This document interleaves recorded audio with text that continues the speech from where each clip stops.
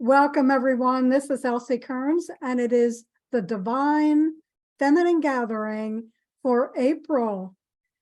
And tonight we have a very unique guest who's written a book, and it is a book that we are all, I'm sure, interested in and would like to embrace. So, if you're part of the exhausted majority of Americans that are tired of the infighting and the politics and the violence and the corruption, this is the person that has some answers for us that are truly emotionally intelligent. So Ruth Backstrom has been writing, teaching, speaking for a long time, and this book was kind of always in the back of her mind. In fact, really, as a young girl, Ruth wanted to write a book. So here it is, and I'll have the slideshow up in just 1 minute so we can look at that great cover.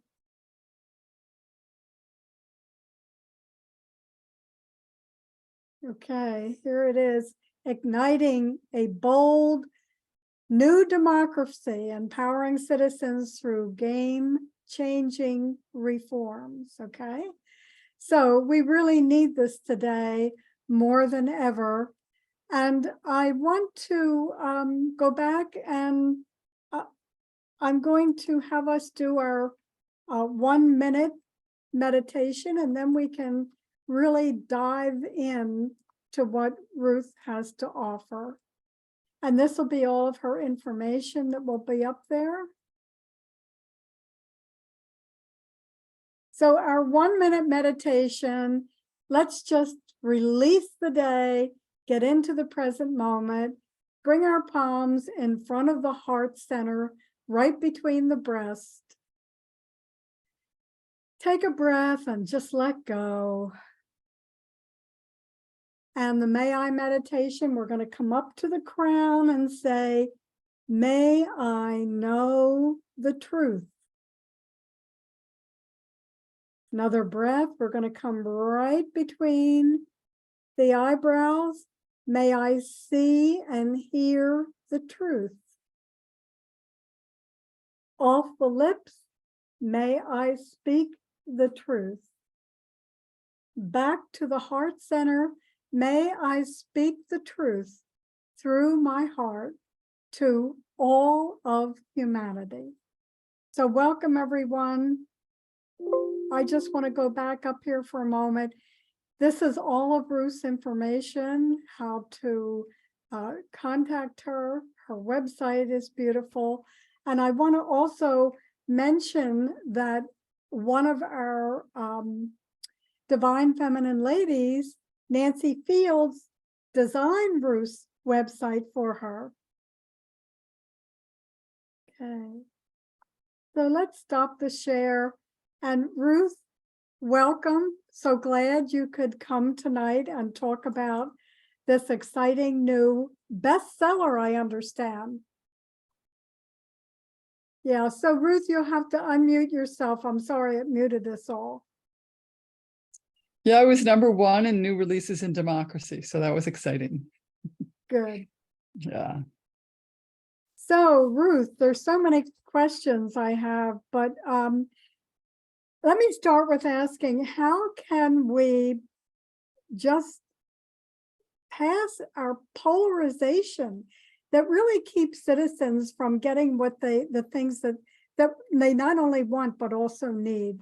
So how would you speak to that for us? Yeah, so that's really the question that I try to address in my book is like, how can we get out of this gridlock and the polarization where we're fighting with each other and caught in this kind of political grandstanding?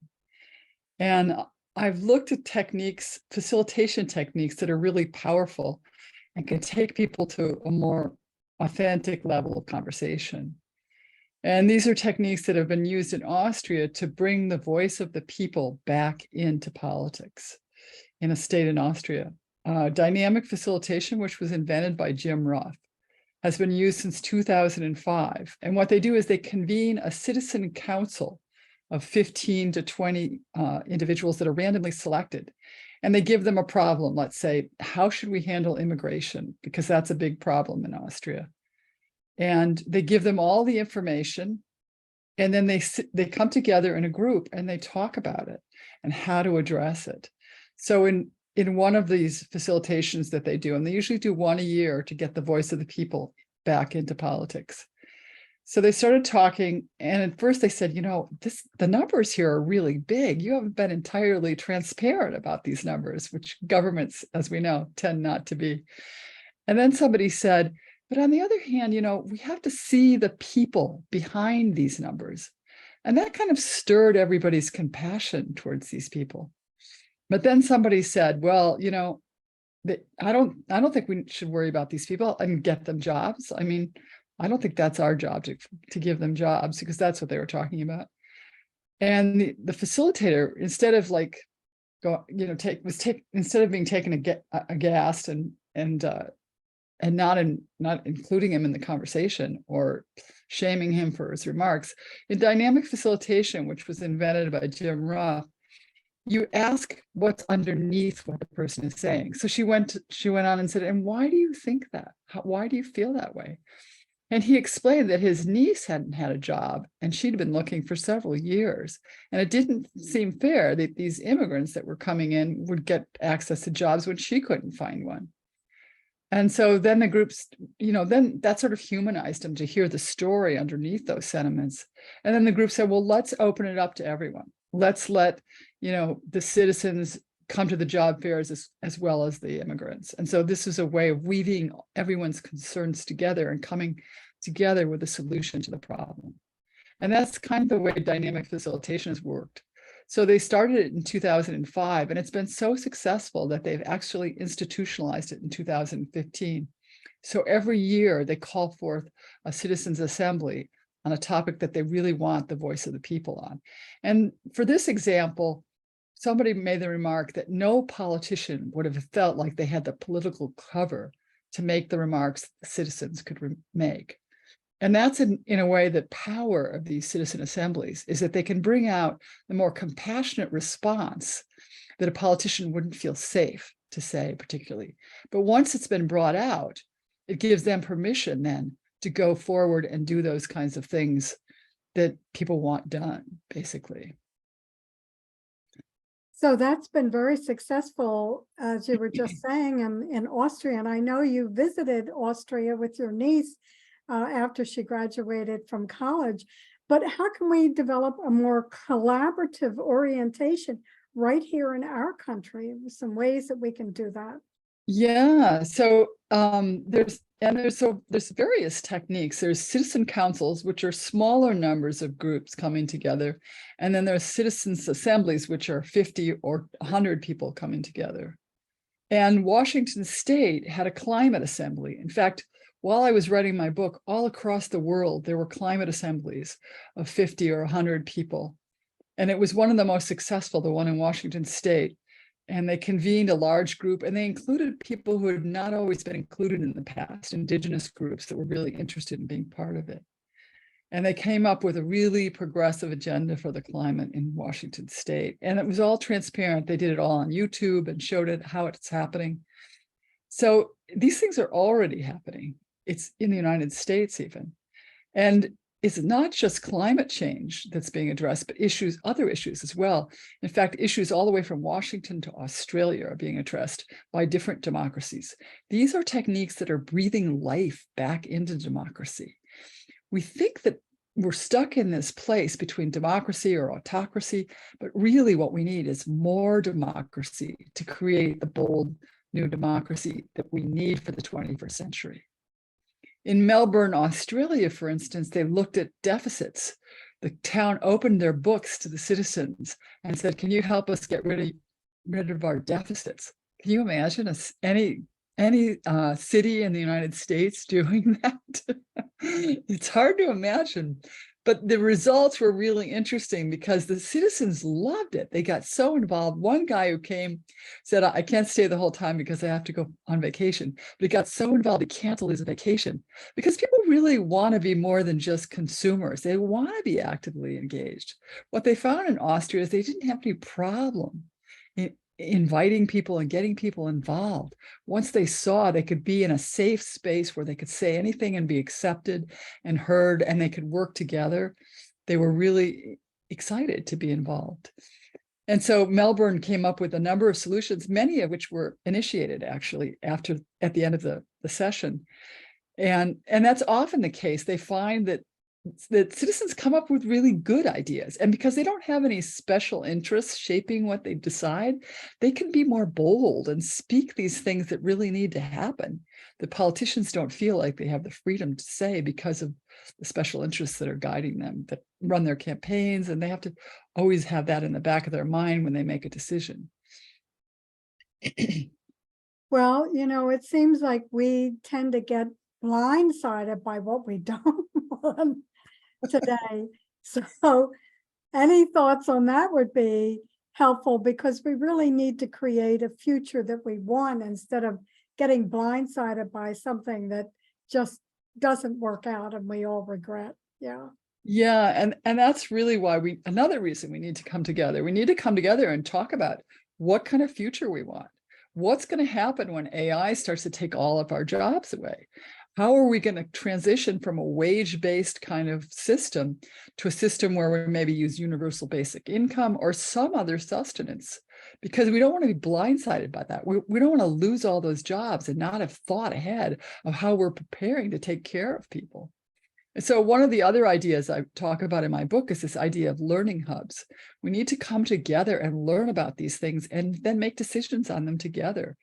The ultimate goal really should be that citizens create the agenda that they want, and then that is what's followed. And the politicians are actually following that instead of trying to shoehorn your ideas into one party or the other, which is beholden to all these special interests.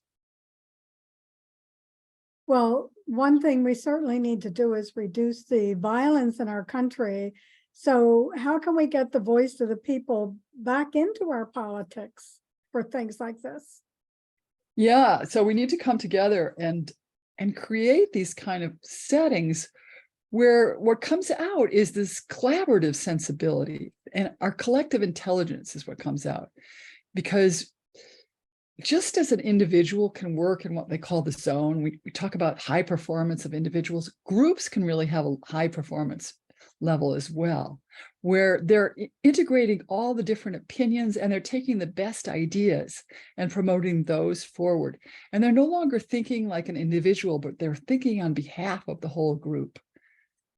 And that's kind of what comes out in dynamic facilitation, when a group gets together and they can really speak from a safe space where everything is heard and there's this deep, authentic listening. And this has been used also by executive coaches in business. A woman named Judith Glaser wrote a really interesting book called Conversational Intelligence, where she talked about how she could change the whole climate of a company by changing the conversations, by having people map their different realities together and understand a situation from a much broader perspective. She was able to take Clairol, for instance, the hair dye company, from $1 million company to being in the billions by changing the conversations and starting to ask questions that they didn't have answers for. So they began to know what was holding them back from being more successful. Amazing. So how do people get trained for this dynamic facilitation? Do you do that with people? Yes, I will be organizing trainings. People who are interested in that can engage in that. And we will be organizing trainings also on appreciative inquiry, which is another really powerful method that's used to start with what's working and build on that. And it has a 30-year history in organizational development. And that's probably the first course we're going to teach, because it has such a history and there's so many people already trained in it. And so we'll start at the community level, convening groups that can start with what's working in the community and build on that. For example, we could take something like homelessness. One of the things that they found has been really successful with that is actually using universal basic income, giving people $500 a month. They found just by giving people $500 a month, 35% were able to become home, have homes, basically, get out of their homeless state. So there's solutions like that that are being successful all around the country. And we just need to have more knowledge about them and bring them into our own communities. Mhm. Well, it certainly sounds like just what you're saying is that community, collaborative, and people respecting each other's opinions and having, I love this dynamic facilitation. The flow of this sounds really remarkable, especially based on the major situations we have today, like homelessness, violence, gun violence, so many things that really seem to be escalating without any responsible action in our Yeah. government. Yeah.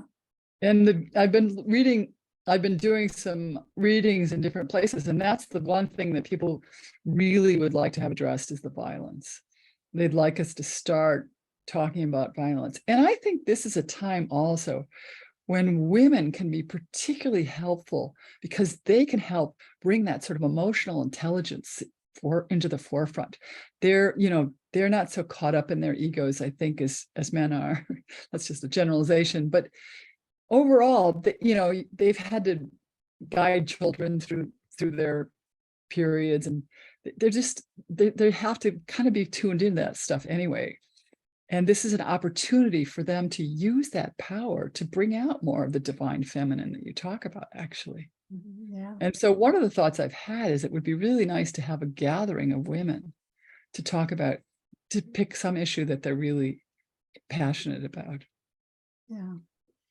Well, I agree. The divine feminine, that corridor has opened, and even the Dalai Lama said, the Western women will help heal the world. So we do have a lot of power. We're just about bringing it together in the right way and the appropriate way. Yeah. That's right. Yeah, Oh, go ahead. sorry. Well, there's a lot of engagement, but it's coherent engagement that we need that brings us into a partnership relationship with our legislators. So we're seeing it both from their perspective, our perspective, and the needs of the group, so that we're actually working with them. That's what we have to move into. And it's partly taking more of our power. It's expressing more of our power and finding ways to leverage that as well. Mhm. Well, let me just check and see if anybody here has some questions for Ruth. Let me go back to our gallery view. Anybody like to ask some questions about our topic? Peggy, can you put that computer down? We can't see you again. There you go. Great. So anybody have any questions for Ruth about this? It sounds kind of very exciting if we could implement something like this. Yeah, or what would you like to see implemented if you were going to convene a citizen council? What would you do it on? What do you think is some of our biggest needs? So anybody wants to ask something, you can simply unmute yourself. I know that Barbette could not be on tonight, but I know she did get the book, and I was reading it on my Kindle earlier. So Carol, did you raise your hand?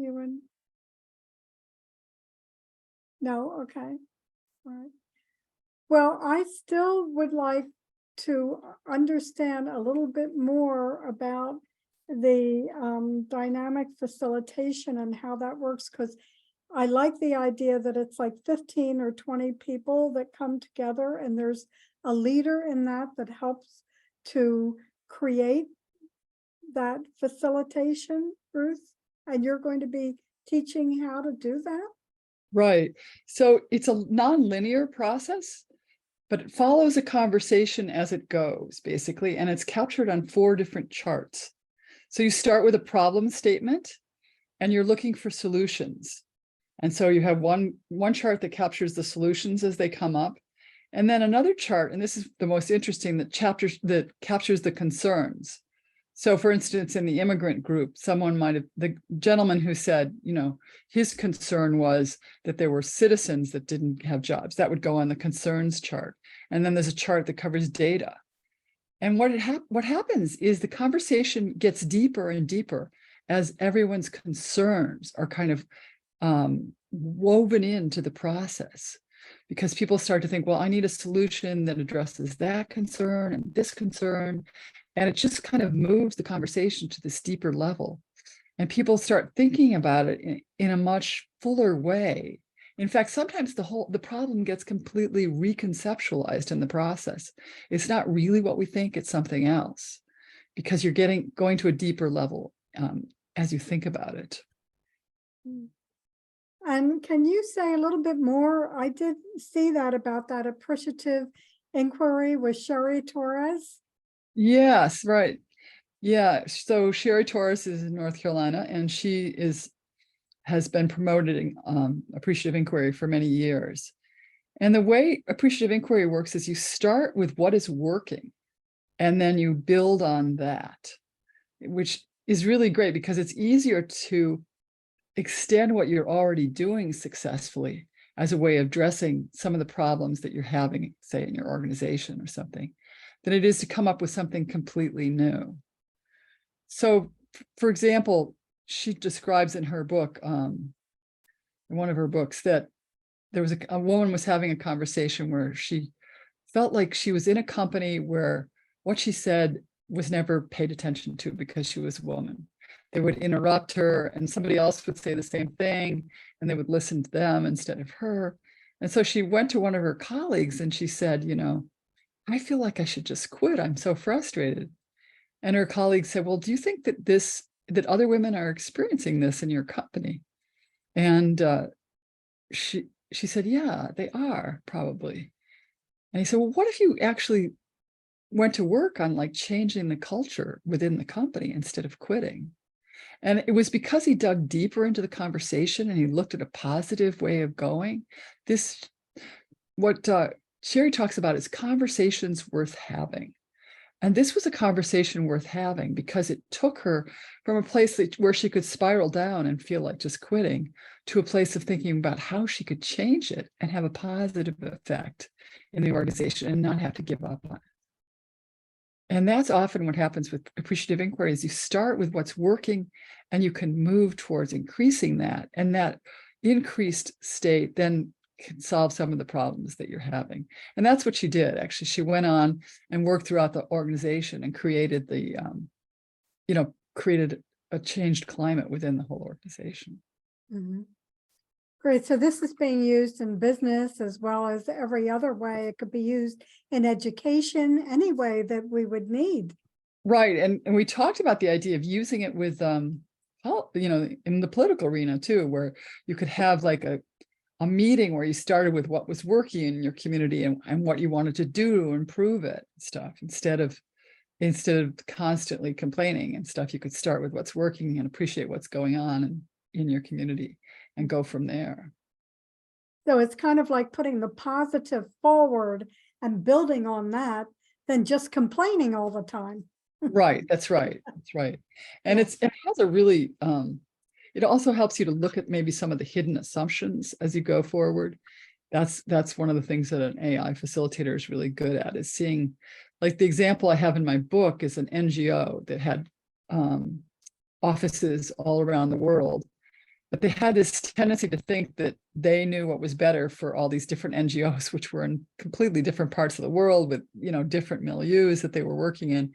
There was kind of a patronizing attitude that they knew better than the people who are running the NGOs, how things should be. And when the facilitator sort of kindly pointed some of that out and that changed, there was a much stronger sense of connection between the groups. And each group started to develop its own criteria for what success was, so that they were more respectful of the people who were working in these countries where the conditions were very different than the standard Western conditions and stuff. And they were very successful. They ended up creating like 100 new NGOs from this 3-year project that they had using appreciative inquiry. Well, it certainly sounds like something we definitely need. So let me just double check. Tanya, I see you're on too. Anybody has any questions for Ruth? You can unmute yourself. Donna, your hand is up. Go ahead. Yes, hi. Hi, Hi. Donna. Hi, Elsie. Hi, Ruth. Hi, Elsie. Thank you. I just love the topics you're talking about. It just really, really resonate. I wanted to ask you, Ruth, when you're talking about bringing this out to train others, do you foresee, is that in the near future or? Yeah, we're talking about starting a course in June, actually. So, Oh, wow. Can I learn more about that on your website or? yeah, well, you can send me an email and we'll send you the information as we develop it. So, Oh, wonderful. That would be great. Yeah. yeah. So Donna, you're already a facilitator with Core Energetics, correct? Yes, well, actually, I was years back, and then had my own practice in New York, as you know, seeing individual clients and running some groups. I've been a little out of touch, for a couple of years, but I still have long-term clients that I work with on Zoom. I don't do any groups right now. But it had been at the time a passion of mine to work with groups because so much could be accomplished. Like it just, there's just, the potential is, Yeah. what Ruth is talking about is just very high. Yeah. Yeah. To Yeah. answer. Yeah. Yeah, there's one really interesting study in that Stanford did actually, where they brought 500 people into one room and it reflected America in one room. And it was just for a weekend in Dallas, Texas. And they asked them at the beginning of the weekend how they thought the state of democracy was. And 35% thought it was doing moderately well. And at the end of the weekend, after talking together from various perspectives, so the 500 represented America. It was the National Opinion Research Center had it put together, so it was it had all the different segments of people in America in that one room. And they talked about 5 different topics, and they had different speakers from different perspectives talking to them. And then they talked in groups about it. And at the end of that weekend, 60% said democracy was doing moderately well. And that's just a weekend of conversation. Wow. I know. Yes. Imagine what we could do if we really did this in an ongoing way. Mm-hmm. Mm-hmm. Yeah. Mm. So Donna, this wonderful. could be your next training. Yeah, that would be Could great. be. Yeah. Yeah. Could be. Could Yeah. be. And you're right. When we see so much duality, right, and polarity taking place right now, what an opportunity, coming out of COVID and coming out of these things that we're all facing, right? What an opportunity to bring people together on different issues, So, Yeah, and that's the thing. I think people are hungry to come together after being alone for so long. Yes. I wanted to just mention, we see it here in South Jersey with the youth. And I was thinking about that, like literally the high schoolers. I mean, just briefly, I have a cousin who runs like volleyball teams for young women. She could not believe the amount of young women. She was overwhelmed. Like 30 young women just signed up and said, please give us something, give us something to do that's together, that's fun, that's out of the house, that's, so yes, there's a longing here. There's a longing Yes, I think for this so type too. of thing. Yeah. Well, I think there's a longing to be connected again. We're so Yes. disconnected. Yes. Thank you. Wonderful. I will be in touch. Thanks, Ruth. Thank you. Yes, thank you too, Donna. I look forward to talking Yeah. more. Great. So Donna, you'll get the replay, but all that information on how to contact her is right on that first slide. So you'll have that info. You can email her. Okay. Great. Thanks, Elsie. Thanks. Anybody else have any questions? I have somebody in the chat box. Okay. All right. Well, we certainly need this, Ruth. Very exciting. I was back there reading your book earlier, and I loved your intro and your story about, how just that meeting that gentleman in the parking lot kind of, again, stirred this whole idea up of wanting to write the book that you've been talking about for a long time. Yeah. Yeah, that's a story that I tell in the introduction, where I'm on the way to the grocery store, and this gentleman stops me and says, "Did you vote for him?" And I have my Obama sticker on, and it's just about this was years ago, obviously, and it's just before his second term, and I said, "Yeah, I did," and I'm thinking, well, I'll probably vote for him again, but I didn't share that with this perfect stranger. And he goes, "Well, I think he's the worst president we've ever had."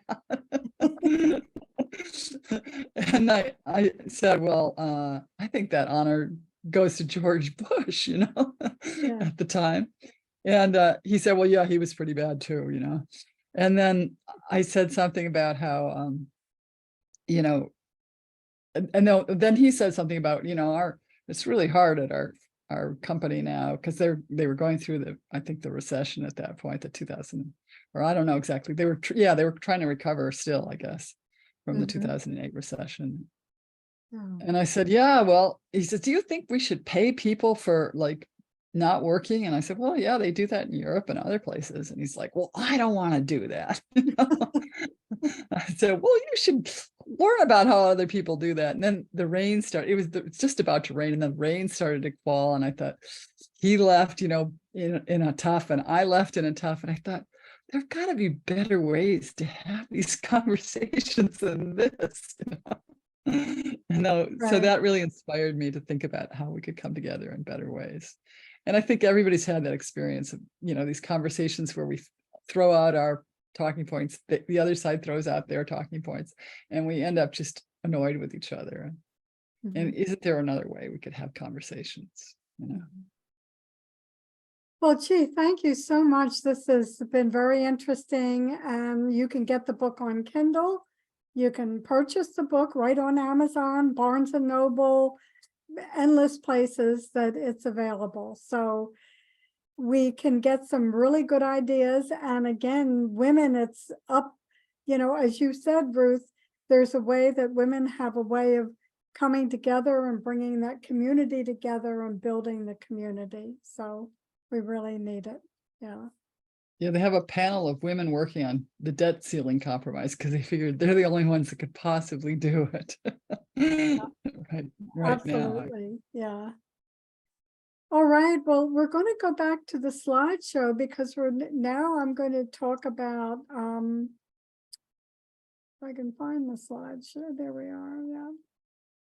We're just going to talk a little bit about the EES system, which we basically have up and running, and we are still doing the final.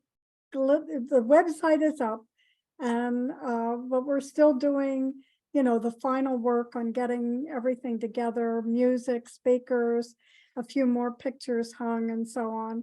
But these computers are on 24/7, and they are really, when we look at it, a combination of biophoton and scalar energy. Dr. Sandra Rose Michaels comments, famous line is that the power that made the body heals the body. So we're right in Marlton, right on Route 73, very easy to find. And our center is called Infinite Possibilities.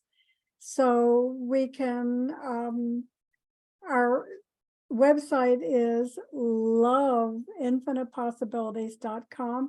And some of the benefits that they've been found, this program has been around been perfected over the last 20 years, is cellular regeneration. It reduces inflammation, improves our cognitive function. It certainly detoxifies the body and enhances your immune system.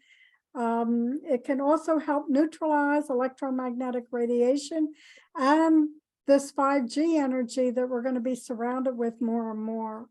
So you want to take time to recharge and rejuvenate your body's energy system. we do not forget to charge our cell phones, but just a reminder that every cell in your body is a battery and it needs some recharging. So we're right at 801 Sweet I, right on Route 73, right across from Whole Foods and adjacent to Rothman Institute. And we originally looked at space in Cherry Hill. And what was so interesting is that this space came up. It was a better space, easier for people to park. And we had already picked the name Infinite Possibilities and came and discovered that the place we were looking at was 801 Sweet I. So I thought that was very, very interesting. We've ordered this bio well. It's back ordered. We're waiting for it to come in, and it's a technology that will show you your energy field before going in the EE system and then what it looks like afterwards. It'll also give you a printout on other information about your health. And so we're looking forward to having that so that people can get a before and after picture. And of course, I'm always talking about creating your own personal prayer bowl. First people you want to put in that prayer bowl, of course, are your family, your friends, yourself. And really amazing things have happened. So there's just a little 7-minute video on YouTube on my channel if you're interested in wanting to know how easy that is to do. And we have our prayer bowl for the end of the evening. And of course, I want to just say again that Dr. Joe Dispenza, Lynn McTaggart, and others have created this concept of group healing.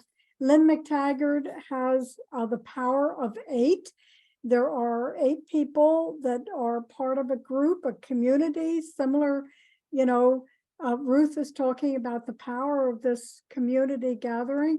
Lynn McTaggart, they have 8 people to a group, and they are assigned once a month, I believe, or maybe every other week, some people that need help, that have serious medical situations. And this group sends healing to each of those people. They usually are given 2 or 3 individuals. And this is all done long distance with people around the world. Lynn McTaggart is based in London. And Joe Dispenza, great teacher, he's doing the same thing in his workshops with 8 people. 1 person is on the table or the floor, and there are 8 people around them, and they are sending energy to that person for the highest good, the highest intention. So it's just fascinating stories that have come out of these groups that are doing this healing either in person or long distance. Energy has no boundary. And of course, we have our own prayer bowl I'm going to put up in a minute. We have page 1, 2, and page 3. So we keep on adding to the group. And again, if you know somebody who needs help, send me the information while you think about it, and I just slide over and get them up on the prayer bowl. So when we do this healing work, we're breathing in the power of love, letting go of fear, because you can't be in fear and gratitude at the same time. So we're going to work with the idea of sending healing not only to the long list in the prayer bowl, but also to everyone that is part of Divine Feminine Gathering is included in the prayer bowl.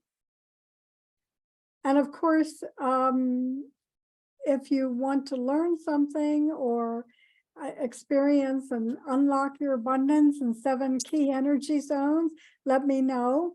Also, I am sending around again, Pam Younghans is doing her workshop next Thursday night, May the 4th. And she's going to be talking about everything going on from May through August. We just had this hybrid solar eclipse with the new moon, and I think it's on the 21st or 22nd, not sure, May 5th, I think it is. We have a full moon with a lunar eclipse. So there are many things upcoming both in May and in July is going to be a dynamite month. And Pam will have the calendars for each month and take us through everything that is going on. You'll have her PowerPoint slideshow and the video and audio replay. And of course, I'll send around the replay from tonight as well. Here is Ruth's information again. And the book is Igniting a Bold New Democracy, Ways that we can empower citizens through game-changing reforms. And as we heard tonight from Ruth, this is already this facilitation by Jim Ruff, this dynamic facilitation has already been successful in many places around the world. So we need to bring it more into our own community here in the US as well. Okay, so let's get back to our prayer bowl. Let's have everyone just kind of get relaxed. Okay. And the prayer bowl keeps getting bigger and bigger. I'm going to have to get another bigger prayer bowl. So here it is. This is how big the prayer bowl is, and it's filled to the top so far. So don't hesitate to send somebody. We just put them on a little Post-it note, and then I also put them on that list. So let's just get ourselves comfortable. Take a nice deep breath and relax. Let go of the day.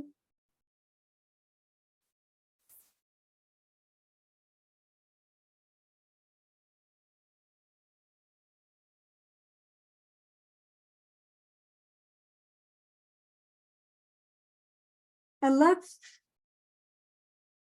take a breath as you let go, close your eyes, drop your shoulders, just come into that relaxed moment in present time. And with your intention, we're sending love and healing for the highest purpose, the highest intention to all of those people that are here in the prayer bowl. No special agenda, just the highest intention. So breathing in through the heart center and out, and as you breathe out from the heart, expanding that energy. And however it is in your imagination or your personal way that you want to send energy to everyone here in the prayer bowl. Breathing in and out at your own rhythm.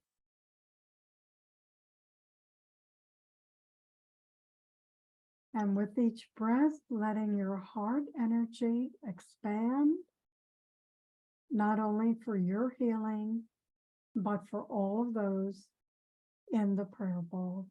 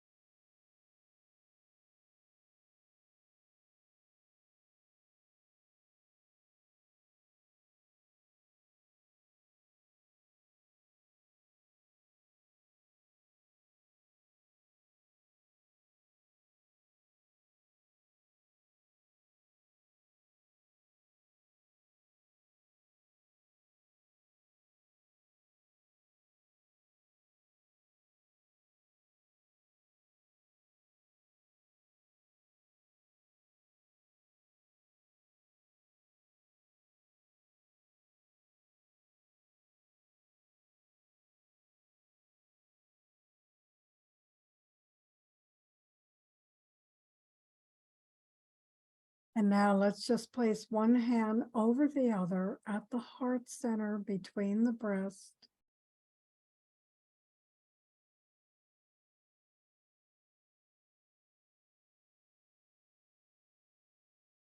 And bring all of that divine energy and grace into your own being.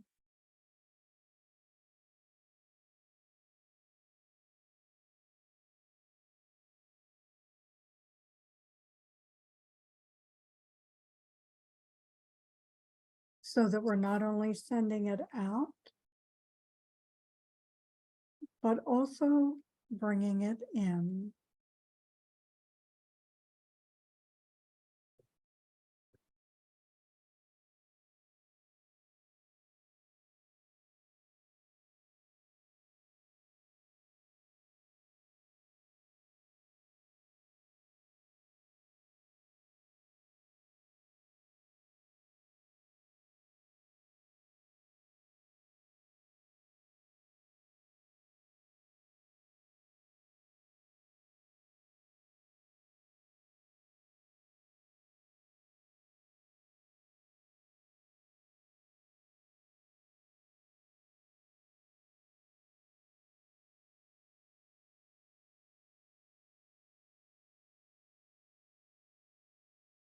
Oh.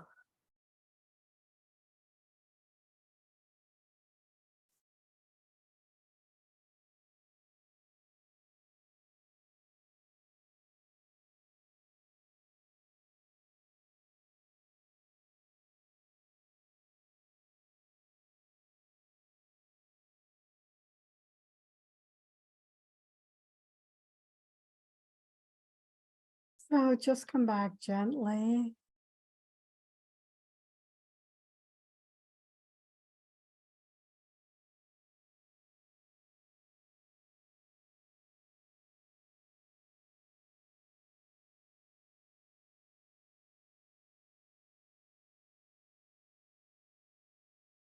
So I think we're all aware of how fast time is moving.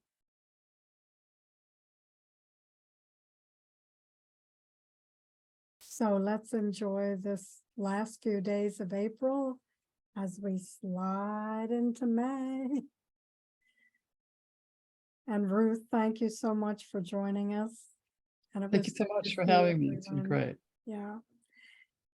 Yeah, and anybody would like to come and experience the EES system, or I'll send the website around to you again. You can sign up and join us.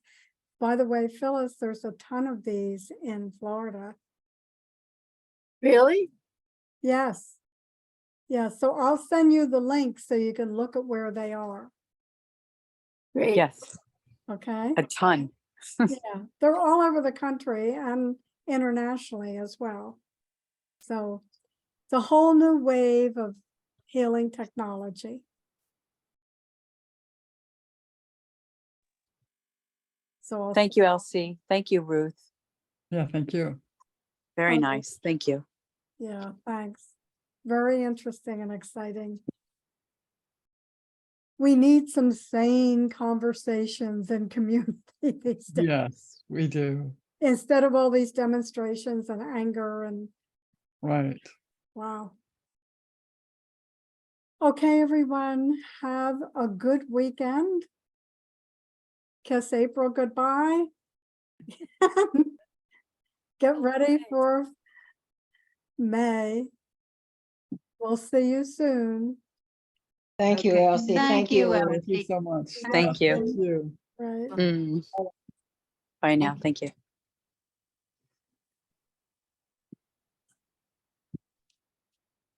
Let's see how we go.